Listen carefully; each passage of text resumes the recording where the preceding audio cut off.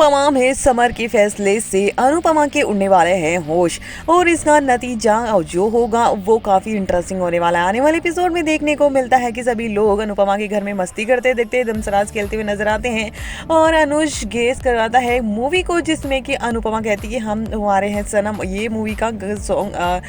का टाइटल होता है जो अनुपमा सही गेस करती है और इसके बाद में सभी लोग मस्ती करते हैं और अनुपमा सबसे रिक्वेस्ट कर रही थी बार बार कि आपको जाना चाहिए, लेकिन सभी लोग तैयार नहीं होते हैं। दूसरी तरफ डोली के चले जाने से वनराज काफी ज्यादा परेशान हो जाता है और कहता है कि उसका हक वापस नहीं, उसको देके ही रहूंगा, मर जाऊंगा लेकिन डोली का हक नहीं लूंगा। लेकिन वो पेपर्स काव्या अपने पास रख लेती है और यहाँ पर वनराज और बा को पता भी नहीं चलता। कुछ देर बाद में फिर से अनुपमा बापूजी और सबसे रिक्वेस्ट करती है और उन्हें वहां से जाने के लिए कहती है, लेकिन वहीं पर तोशु चुप करे सब कुछ सुन रहा होता, सब देख रहा होता, इंतजार कर रहा था कि सब लोग जाए और फिर वो अनुपमा से बात करे। और सब लोगों के जाने के बाद में तोशु की एंट्री होती है जो कि भड़का हुआ ही होता है और सुना देता है कि उसको राखी दवे ने निकाल दिया है पेंट हाउस से भी और अपनी जॉब से भी, और वो सब कुछ खो चुका है। और इस बात की भड़ास वो अनुपमा पर निकालता है और पूरा दोष अनुज पर डाल देता है कि ये सब कुछ आपकी वजह से, आज तक कोई भी फेस्टिवल ऐसा नहीं गया है कि वो हमारे तमाशे की वजह से तमाशा ना हुआ। और वहीं किंजल कहती है कि जो तुम्हें दिया गया है वो छीना गया है, तो इसमें माँ की क्या गलती है, मम्मी ने कुछ भी नहीं किया है और वो चीजें तुमने कोई कमाई नहीं है, तुम्हें भीख में मिली है, इतना ही घर जमाई बनने का शौक है, तो फिर इसका फ्रस्ट्रेशन मम्मी पर क्यों निकाल रहे हो। और वो चुप कराने की कोशिश करती है लेकिन वो चुप होने को तैयार नहीं होता है और अनुज भी उसे चुप करने की कोशिश करता है, लेकिन अनुपमा उसे रोक लेती है। लेकिन तोशु रुकने का नाम नहीं लेता और उनकी अय्याशी पर और इन पर सब पर सवाल उठाते रहता है और